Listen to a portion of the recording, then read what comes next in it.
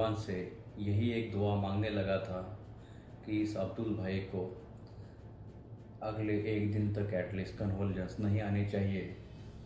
और मैं अब बस एक डिलेमा में पड़ गया था। मैंने अपने कमांडिंग ऑफिसर को पट्टन में और commanding officer infantry battalion Madras को दोनों को इन्फॉर्म कर दिया और मैंने बताया कि sir I have tried my best, लेकिन इस पेशेंट के कन्वर्जेंस रुकने का नाम नहीं ले रहे हैं और इसको किसी भी हालत में मुझे यहाँ से इवैक्यूएट करना पड़ेगा। उनका एक ही स्टैंडर्ड जवाब आ गया, फौजी नहीं है और ऑथराइज नहीं है, हेलीकॉप्टर इवैक्यूएशन के लिए ऑथराइज नहीं है, you have to manage, sorry. ऊपर से मुझे पट्टन में जो सीओ थे वो बार बार वही बात दोहरा के गालियाँ दे रहे थे कि तेरे पास इंजेक्शन डायज़ेपाम क्यों नहीं है, तुम लोगों का काम पे ध्यान नहीं रहता। खैर दोस्तों, अब पूरा दिन ऑलमोस्ट निकल गया, लेकिन अब्दुल को कोई कन्वर्जेंस नहीं आए। लेकिन फिर से वो रात, दूसरी रात भी काली होनी चालू हो गई। 9 बजे के आसपास तिवारी फिर से चिल्लाते हुए आया, साहब चालू हो गया, कन्वर्जेंस चालू हो गया, आ जाइए जल्दी से। मैं गया और वही आखिरी बची हुई डायज़ेपाम की एम्पुल भी वहाँ पर ख़त्म कर दी। अब मेरे पास डायज़ेपाम के आगे इसके कन्वर्जेंस रोकने के लिए जो भी पावरफुल मेडिसिन रहते हैं, जैसे इंजेक्शन लोराज़ेपाम, फेनेटोइन, सोडियम या जनरल एनेस्थेसिया, ऐसा कोई भी रास्ता नहीं था और मैं क्रॉस फिंगर्स था। मुझे नहीं पता था अब आगे क्या होने वाला है। And I was completely lost and I was totally numb. मुझे ऐसा लगा कि इस पेशेंट की मेरे हाथ में यहाँ पर अगर डेथ हो जाती है तो मेरे रेपुटेशन का क्या। It was very demoralising for me and my reputation was at stake in front of my troops. एक डॉक्टर के लिए इससे ख़राब चीज़ कोई नहीं हो सकती कि वो पेशेंट के सामने हेल्पलेस महसूस करे, कुछ भी ना कर पाए और उसको मरते हुए देखता रहे। दोस्तों, most of the time Abdul को जब भी कन्वर्जेंस आते थे तो लगभग डायज़ेपाम इंजेक्शन देने के बाद 10-15 मिनट में वो पूरा होश में वापस नॉर्मल आ जाता था और इवन हमसे बातें भी कर लेता था। लेकिन इस बार ऐसा नहीं हो रहा था। रात के ऑलमोस्ट अभी 11 बजने को आए थे, लेकिन अब्दुल अभी तक प्रॉपरली कॉन्शियस नहीं हुआ था और वो थोड़ा सा अभी इरिटेबल भी लग रहा था। बार बार वो अपनी गर्दन की तरफ इशारा कर रहा था, मानो जैसे उसको नेक पेन हो रहा हो। और उसको मैं उसके बटुए में जो फ़ोटो था, वो फ़ोटो जिसमें उसकी वाइफ और उसकी माँ और उसके जो तीनों बच्चे, इनका फ़ोटोग्राफ था, वो दिखा रहा था। लेकिन उसको देखकर भी वो उनको पहचानने से इनकार कर रहा था और उसको कुछ भी समझ में नहीं आ रहा था। उसका हार्ट रेट भी अब कम होने लगा था, लगभग 55 के आसपास हार्ट रेट था, जो कि पहले 70 के आसपास रहता था। ये सारे साइंस रेज्ड इंट्राक्रैनियल प्रेशर के रहते हैं और ये काफ़ी ऑमिनस साइन माना जाता है। मैं आपको समझाने जाऊँ तो आप समझो, इंसान का जो खोपड़ी या स्कल होता है वो एक बॉक्स की तरह होता है, जैसे मानो कोई मेटल बॉक्स, और उसके अंदर ब्रेन होता है। इस ब्रेन में जब भी स्वेलिंग आ जाती है तो ब्रेन का साइज़ बढ़ने लगता है और ब्रेन का साइज़ जब बढ़ता है तो उसके बाद इस तरीके के साइंस आते हैं और इसको रेज्ड इंट्राक्रैनियल प्रेशर बोलते हैं। इसमें अगर उसका हार्ट रेट कम हो रहा है तो इसके आगे पेशेंट का कार्डियक अरेस्ट का स्टेप नज़दीक है, ऐसा समझ के चलो। अब मेरे पैरों तले ज़मीन खिसकने लगी थी। मुझे नहीं समझ में आ रहा था कि क्या होने वाला है। मैंने पता नहीं कहाँ से भगवान ने मुझे बुद्धि दे दी और मैंने नज़दीक में जो पंजाब यूनिट था उनके मेडिकल ऑफिसर से कॉल किया और उनको पूछा, क्या आपके पास इंजेक्शन मैनिटॉल है? एंड लकीली उनके पास एक मैनिटॉल का पॉइंट था जो नियर एक्सपायरी था। दोस्तों, मिडनाइट में फिर से हम दूसरी रात को भी मार्चिंग करके वो मैनिटॉल इंजेक्शन लेकर आ गए और अब्दुल को मैनिटॉल इन्फ्यूजन चालू कर दिया। अगले 2-3 घंटे में ही उस इंजेक्शन का असर दिखने लगा और अब्दुल का हार्ट रेट नॉर्मल हो गया और अब्दुल धीरे धीरे कॉन्शियस होने लगा। By morning he was completely conscious और उसको कोई नया कन्वर्जेंस भी नहीं आया था, मानो एक उम्मीद का नया सवेरा जगने वाला था। पता नहीं, वो एक सुबह बहुत ही खूबसूरत थी, क्योंकि हर जगह स्नो की फ्रेश स्नोफॉल की चादर थी, सफ़ेद चादर, और ऊपर नीला आसमान और उसमें सफ़ेद बादल। What a beautiful morning it was. लेकिन हम लोग पूरी रात जागे हुए थे और काफ़ी थके हुए थे। मैं सीधा फ़ोन उठाया और फिर से दोनों कमांडिंग ऑफिसर्स को कॉल किया, और मुझे जो पहले जवाब मिले थे उसके अलावा कोई जवाब नहीं मिला। एडिशनली उन्होंने ये बताया कि डॉक्टर, अब तो तू समझ ले कि फ्रेश स्नोफॉल हुआ है तो अगले 48 घंटे कोई भी मूवमेंट नहीं होगा, नो मूवमेंट ऑर्डर है। तो यहाँ से जाकर क्या तुमको एवलांच में मरना है क्या? मैनेज करो, कुछ नहीं कर सकते। उसके बाद 8 साढ़े 8 बजे के आसपास तिवारी ने मुझे बोला कि सर, ये पोर्टर अभी फिर से डिसोरिएंटेड हो रहा है, काफ़ी इरिटेबल है, और वो अभी हमारे ऊपर थूकना चालू कर दिया है, कुछ भी बात नहीं सुन रहा है, आप प्लीज़ जल्दी से आ जाइए। मैंने जाकर देखा तो पूरे फिर से वो रेज इंट्राक्रैनियल प्रेशर के साइंस उसको आने चालू हो गए थे। उसके बाद मैं कुछ भी नहीं कर पा रहा था और हमने उसको लिटरली बांध कर रख दिया। और फिर मैंने सीधा जो नहीं करना चाहिए था वही किया। इन्फेंट्री ब्रिगेड के कमांडर सर को डायरेक्टली कॉल किया। I broke all the chains of command of Indian army. क्या करता मैं? सर ने मुझे बात करते हुए पूछा, बोल भाई क्या बात है, और हमारी वही ब्ला ब्ला सेम बातें हो गई। उन्होंने भी वही चीज़ बताई जो सभी लोगों ने अभी तक मुझे बताई थी। उसके बाद मैं मानो एक 10 सेकंड के लिए साइलेंट हो गया और मैं लिटरली फुट फुट कर रोने लगा, और मैंने सीधा थोड़ा ऊंची आवाज़ में बोला, सर तो क्या मैं इसको यहाँ मरने के लिए छोड़ दूँ? आप ही बताओ मैं क्या करूँ। वहाँ से कमांडर सर मेरे ऊपर चिल्ला दिए, dog, you are an officer, bloody officer, behave like one, where are your OLQs, where are your officer like qualities, चल फ़ोन रख दे, मैं देखता हूँ क्या कर सकता हूँ। दोस्तों, सीनियर ऑफिसर्स की बात ही कुछ और होती है। शायद से वो इंसान के दिल की पल्स, नब्ज़ को पकड़ लेते हैं, और वो इमोशंस पे भी उतना ही ध्यान देते हैं जितना वो प्रैक्टिकल रहते हैं।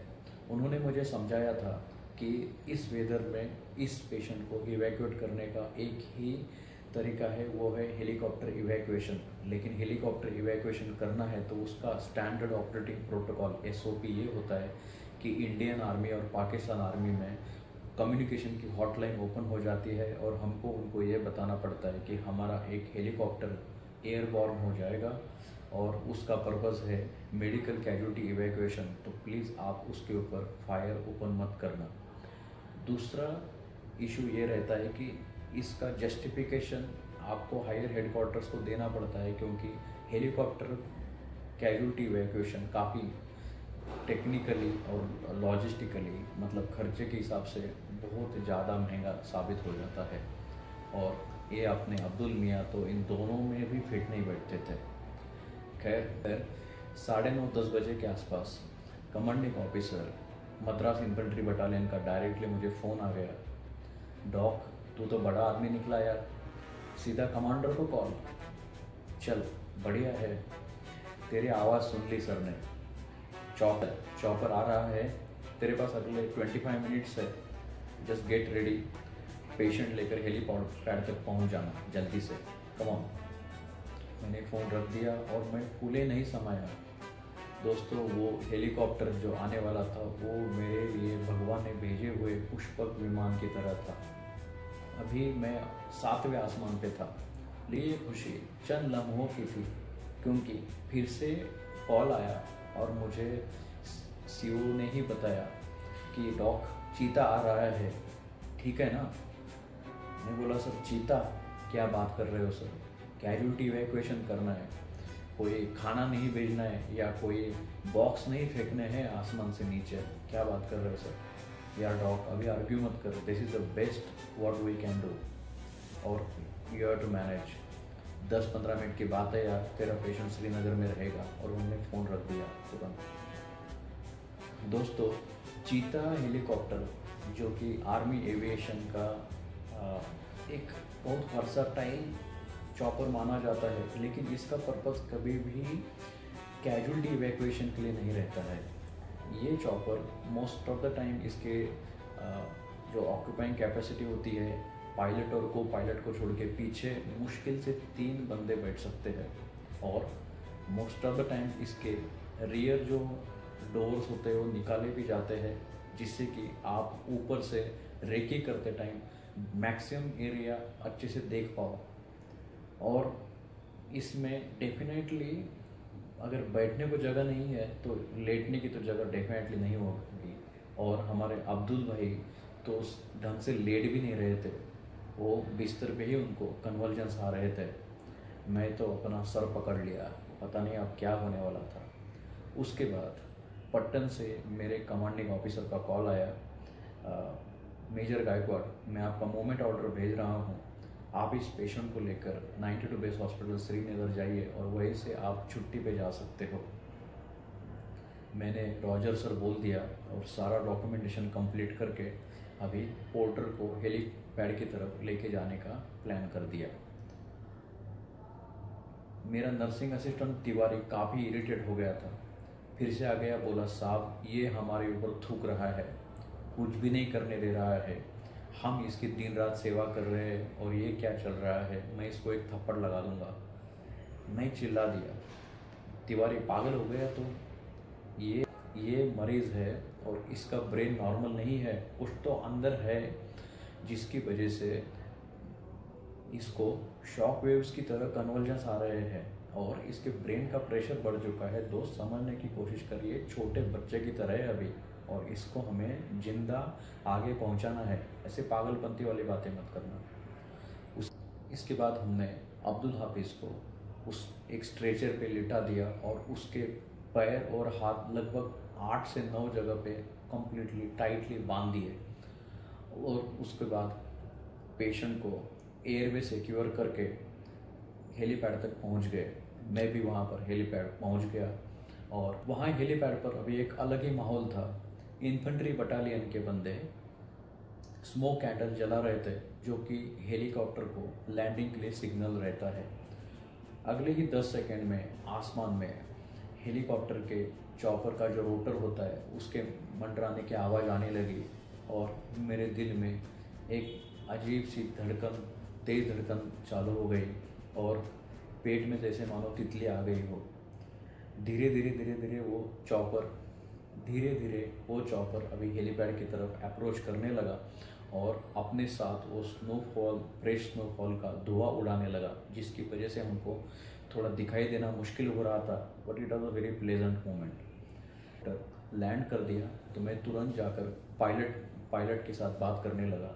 उन्होंने तो हम पीछे की तरफ बैठने की भी जगह नहीं है, तो सबसे पहले तू बैठेगा और तेरी गोदी में स्ट्रेचर डालेंगे, तुझे पेशेंट को पकड़ के बैठना पड़ेगा, अपना सीट बेल्ट कस के बांध लेना और हम इस स्ट्रेचर को हमारे जो सीट है पायलट और को पायलट के, इसको बांध देंगे, क्योंकि हेलीकॉप्टर के दोनों तरफ के रियर दरवाजे निकाले जा चुके हैं ऑपरेशनल रिक्वायरमेंट की वजह से। आई एम सॉरी यार, you have to manage. 10-15 minute की बात है। You have to manage word मैं पिछले 3 दिन और रात से सुन रहा था, मेरे लिए कुछ भी नया नहीं था, बट मैं बहुत फ्रस्ट्रेट हो गया था, क्योंकि मेरी जो हेलीकॉप्टर से घूमने की जो मज़ा आने वाला था वो सज़ा में बदल गया था। मैं एक नन्हा सा 5 फुट का मेडिकल ऑफिसर और उसकी गोदी में ये 6 फुट का हाथी जो लगभग 80-90 किलो का था, वो उस स्ट्रेचर पर लेटने वाला था। आप इमेजिन करो दोस्तों मेरी हालत क्या हुई रहेगी। It was extremely painful for me और बहुत डरावना था। मैं सोच भी नहीं पा रहा था कि आप हेलीकॉप्टर में पीछे बैठे हो, आपके पास एक स्ट्रेचर पर पेशेंट है जो कि कभी भी हिल सकता है, क्योंकि उसको कभी भी कन्वल्जन्स आ सकते हैं, वो ऑलरेडी इरिटेबल है, इधर उधर थूक रहा है, हाथ पैर मार रहा है, लात मार रहा है, और इसको लेकर आपको उस ऊंचाई तक सही से पकड़े बैठना है और आगे चलना है। वेरी डिफ़िकल्ट दोस्तों, very panicking. I was in a deep panic state. अगले 10 सेकंड में ही चॉपर हवा में एयरबॉर्न हो गया और देखते ही देखते मुझे वो कैया बाउल की तरफ तुंगवाली बहक की ब्रिगेड से आने वाले जो सरपेंटाइन रास्ते थे, सांप के जैसे रास्ते थे, वो छोटे छोटे रास्ते दिखने लगे और सारे के सारे टर्न्स दिखने लगे, मानो वो सारे बड़े बड़े अजगर जैसे सांप थे जो कि अपना मुंह खोल के बोल रहे थे, आ जाओ मैं तुमको खाना चाहता हूँ। अगले 1 मिनट में हम तुंगवाली बहक मतलब लगभग 13 से 14,000 फीट की हाइट पर थे और वहाँ से अब पूरी बर्फ़ की सफ़ेद चादर और उसमें से नुकीले पत्थर की चट्टानें अपना नाक दिखा रही थी। दोस्तों, नज़ारा तो बहुत अद्भुत था, लेकिन जो स्ट्रेचर के दोनों रॉड थे वो मेरे पैरों में ऐसे रोंद रहे थे कि मुझे एक्सक्रूशिएटिंग पेन हो रहा था और मेरे पैर ऐसे अब नम होने लगे थे। मुझे कुछ भी नहीं समझ में आ रहा था। और उसके बाद आगे क्या होता है जिसका मुझे डर था। अब्दुल को चलते चौपर में ही कन्वल्जन्स आने चालू हो गए। वो बंदा अब हाथ पैर इतनी ज़ोर से मारने लगा। मैं सेट पहना हुआ था, उसके ऊपर पायलट ने ज़ोर से मेरे ऊपर चिल्ला दिया, doc what the hell is happening यार, ये बंदे का एक हाथ बाहर निकल रहा है, पकड़ उसको टाइटली, 10 मिनट बैठ नहीं सकते क्या तुम। अब्दुल के हाथ को किसी तरीके से टाइट पकड़ के वहाँ बैठ गया, बट मेरे कंट्रोल में कुछ भी नहीं था। मुझे लगा कि अब थोड़ी देर में या तो ये स्ट्रेचर, अब्दुल और मैं, हम तीनों भी रेस्ट इन पीस होने वाले हैं और हमारे पीसेस इस तुंगवाली बहक ब्रिगेड में बिखरने वाले हैं। मैंने उसको टाइट पकड़ा, मैं लिटरली उसके ऊपर लेट गया और उसके बाद मैंने अपनी आँखें बंद कर ली। अगले 6-7 मिनट तक मैंने कुछ भी नहीं सोचा, दिमाग में कुछ भी नहीं था, बस ये भगवान का नाम ले रहा था कि दोस्त ये पल किसी तरीके से बीत जाए और हम श्रीनगर पहुंच जाए।